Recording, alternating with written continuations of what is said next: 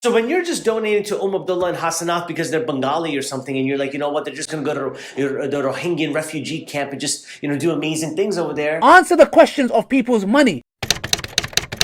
Assalamu alaikum. Welcome back to the channel. It means the world to me that you're spending your time with me. And today's video is going to be about that Hasanat character again. Oh man, aren't you done talking about him already? Today's topic is going to be a little different about something that he's done and how Hasanat, Abdullah, and all of them dudes have ruined social media and collecting money via social media forever. Bro, it's over. You're still talking about them? It's backbiting right about now. Before we get into this video, I need you to hit this. Yeah, I know. Huge thumbs up. And subscribe to this channel as well. Bro, couldn't you have ironed your shirt at least before making a YouTube video? Okay. Let's move on. For those of you who don't know me, my name is SQ. What is this SQ? What is this LMNOP next? My name is SQ and I'm just a regular dude who really loves Islam and loves talking about Islam and loves spreading the deen as well. Today's topic is indeed about Abdullah and Hasanat, but the angle that I'm taking is about the charity money that has disappeared. Really? Really? That charity money, literally no one knows where it went. Yo, Illuminati exposed. You see those devil hand signs right there? Illuminati exposed. The number one question that a lot of people are asking is, where is that 300,000 pounds? And I'm here to let you know what has happened with that money. Broken. I'm shaken. I can't even trust you. And I'm going to tell you from the perspective of someone who has collected money in the past, not at that level, but enough that could change a person's intentions. I'm going to tell you a true story about myself on how I received the money and how intentions of mine could have been turned as well. And I'm going to explain to you why Hasanat and his team would not have turned it or given that money away. Really? But before we start talking about that, guys, I need you to hit this with a huge thumbs up, and I need you to subscribe to this channel as well. Wallahi, that's mad commitment. I don't even know if I'm gonna like this video or not. The story starts off with when I was collecting money and raising money for Ghana, where we would have built schools, sponsored orphans, and built some water wells too. Almost said water wells as well. That would have been weird. Answer the questions of people's money. The people's haqq. So around February, I was given the opportunity from Human Relief Foundation to go and travel to Ghana, Africa, in order for me to raise awareness about the situations that Muslims are going through in Ghana. And you know what? Surprise, surprise, it's pretty crazy. This is the reality. This is what that complex looks like originally. Now, here's how this works, and this is something that you need to know about charities and organizations and how social influencers are sort of like brought onto these projects. Oh, he told me about Islam, but he had tattoo on arm. Oh, I see you munafiqo. Do you know what the hell you are uttering? The goal for any organization, think of Penny Appeal, think of Human Relief Foundation, think of Human Aid, whatever. Think about that foundation that you're thinking about. If you see an influencer working with them and actually traveling to those countries, our job as influencers is to raise awareness about the situations that are happening in those countries, and most importantly, help raise money and awareness about the situations happening in those countries. Now, the incentive behind this is obviously helping the ummah out, raising money and awareness of an amazing cause that you're passionate about, and they'll take you on the trip to the actual country. You can actually show your community members all the work that you've been doing in that country. And that's it. That's how this thing works. No one's going to tell you about this because I actually don't know why wouldn't they tell you about this. This should be public information. The reason the social influencer would work with an credible organization versus working with themselves is because these credible organizations have resources that the average person doesn't have. For example, let's suppose you wanted to go to Sierra Leone and you wanted to help build a masjid over there. Now you might think, brother, it's simple. I'm going to go to Sierra Leone and I'm going to just go and build a masjid. I'm going to raise money and go build a masjid in Sierra Leone. But that's not how it works. Yes, you could try to do that,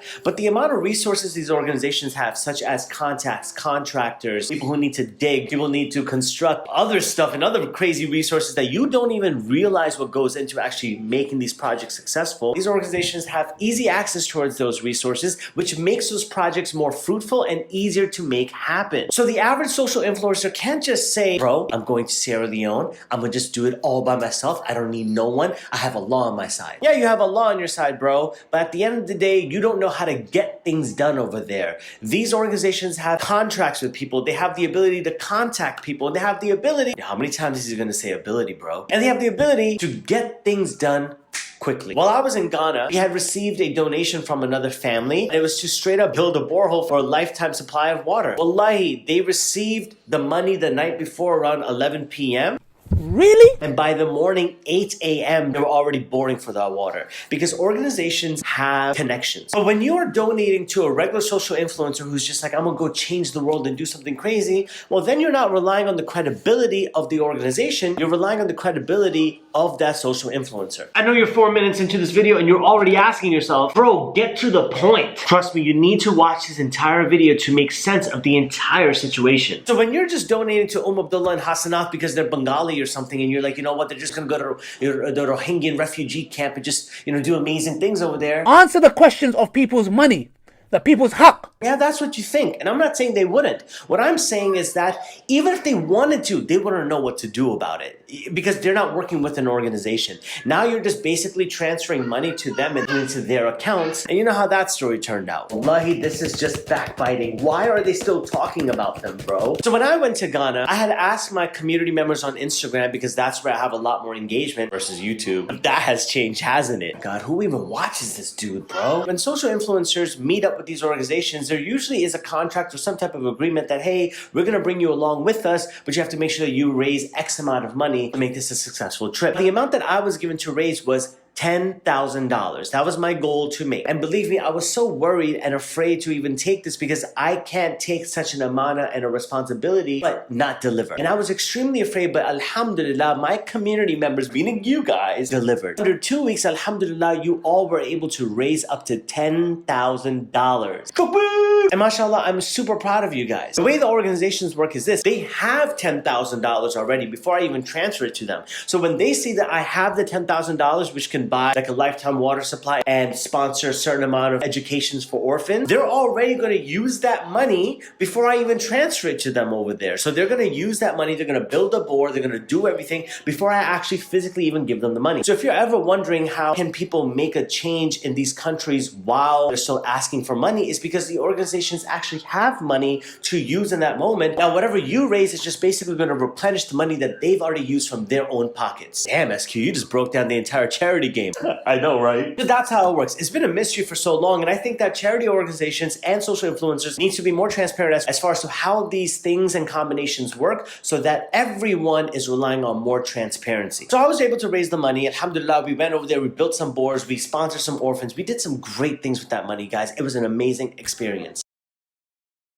However, while I was using a GoFundMe to raise that money, the GoFundMe was under my own name. When the money was raised and we closed that campaign and we did all that good stuff, it had asked me to, put in my account information. I was just like, I don't want this money to go into my account. I want it to go into the direct Human Relief Foundation account. So I ended up putting up their information. But because I was transferring over things to them, there were some complications and basically ended up freezing my account. So I genuinely had money frozen from GoFundMe. I have emails to provide that evidence that they were not releasing the money. And you know what's interesting? GoFundMe emailed me saying that I need to put in my campaign an updated section and mention how this snafu is taking place so I could be honest with the donor's money. Are you trying to tell me GoFundMe is more honest than Hasanat? I promise you it's all gonna come together, but you gotta stay until the end of this video. Or how about you just get to the point? So almost 3 weeks, guys, I kid you not, 3 weeks, that GoFundMe was frozen. And that's it. And I could not get the money. I couldn't get it transferred to my account. Nothing could happen to the money whatsoever. And wallahi, Allah is my witness, I was having trouble sleeping. I couldn't function because I was just like, yo, this money is an amana. It doesn't belong to SQ. What does SQ even stand for, bro? It belongs to the orphans. It belongs to the people. It doesn't belong to me. Now, finally, when we were able to get the money across into my bank account, I woke up one morning and I checked my bank account and all of a sudden it was like loaded, bro. I haven't seen money like that in my account before. Now, when that $10,000 entered my account, it obviously gave me $10,000 more that I don't have into my bank account. And I'm here to tell you this right now. Even the best person, even the most saintly persons, their intentions get fluctuated or questioned in that moment. Yo, did this dude just snap at us? I saw that money and no doubt, not even once did I ever think of not giving that money to the Human Relief Foundation. That crossed my mind. What crossed my mind was the fact that, man, this is a lot of money. My intention or anything didn't change, but I realized how someone's intentions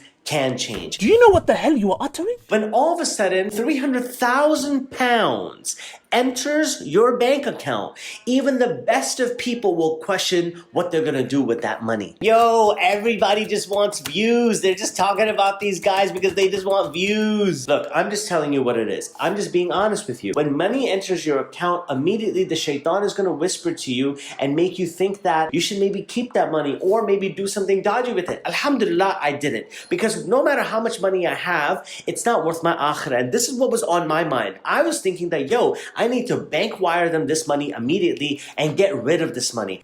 Really? Wallahi, this money was burning a hole in my bank account. And I knew that this money can corrupt the rest of my own personal money because it doesn't belong to me. Akhi, this is such a waste of my time. Okay. Let's move on. The longer I have it and kept it in my bank account, the worse it was for me because I didn't even want to spend any money. Like from my bank account, I didn't even want to buy anything because I didn't want that money to be touched from that $10,000. You've given me anxiety. You have given me anxiety. Now, when you have 300,000 pounds enter your account, you can imagine, and you have no one holding you accountable. You have no organization asking for it. You have no charity that you're working with who needs that money that you just raised on their behalf. When this money belongs straight up to you, it's under your name, no one knows, between you and Allah, that's when Allah is testing you with that amount of money. Some of you might be like, SQ, I would never do such a thing. How can you even call you're a Muslim and do such a thing? Well, the truth is you've never been tested with it. And Allah subhanahu wa ta'ala tests each person differently. A lot of times we say we wouldn't do certain things, but if you've never been tested with those situations. One particular situation that comes to my mind is last year around this time when Indonesia had an earthquake. And we've seen those viral videos where people were in the masjid, they were praying, and then all of a sudden, they ran out the masjid. And some of you ignorant people out there were commenting saying, oh, they have no iman. Zero iman. I would never, ever leave that masjid. I would die in the house of Allah. The truth is, you wouldn't know what you would actually do. Allah knew what you would do. And He never tested you with that situation because He knows what you are or are not able to handle. A lot of times we use the same scenario when it comes to wishing we were at the time of the Messenger Sallallahu Alaihi Wasallam. We wish that we were of his companions.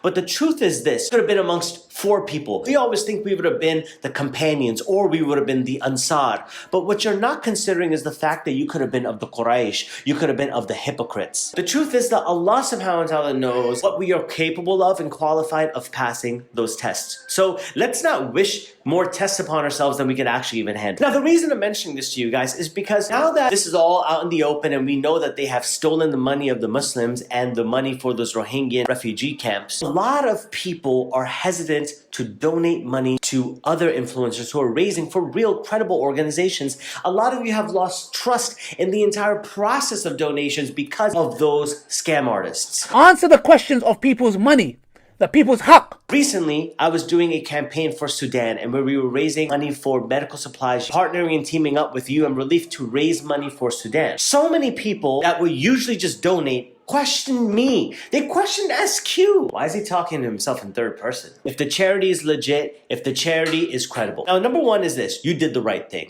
Asking the right questions, you have the right to know where your money is going and who the money is going to go to. Those are your rights and I'm happy you're exercising those rights. But you also can't lose trust in people. And it hurt me because I have a reputation and they have tarnished the reputations of even the most credible people. So my biggest advice to you out there, ask those questions and make sure the money is going to the right place. But also, don't lose trust and faith in humanity. Don't lose that because wallahi, it's such a cynical way of living. The next time you're about to donate to a social influencer or someone who is raising money online, make sure that you're doing some research. Make sure you're clicking those GoFundMe links, those Launch Good links, and you're reading the bio. You're making sure things are legit. You're doing research upon the organization that you are donating to. Those are all your rights. Yeah, it might hurt my ego when you're questioning me and asking me if it's legit or not. Really? But the truth is that that's your right. You should be doing your research. You should be doing your homeworks. Just don't allow those characters to have ruined your trust in humanity. Just know that there are some good people out here who are trying to make a difference, who are trying to do good in this world. And just don't let the actions of a few cause you to generalize the actions of most. That was amazing, SQ. Great job. And the crazy part is this, that's what happens when we tell people about Islamophobia and those who are like don't know who Muslims are. They see the actions of ISIS and these small minority groups and they generalize the entire ummah, and that's not the case. We can't do the same thing with these characters, guys. Like if they were doing something wrong, we need to inshallah get that money recovered and get some justice towards what's happening, but the main justice is going to be between them and Allah. Don't lose hope in humanity because of those characters. Make sure you're checking the credibility of all those who are asking for money. Make sure you check their character out, their credibility, along with the organization on whose behalf they are raising money for. It's clear and obvious that their intentions changed when that £300,000 entered their account.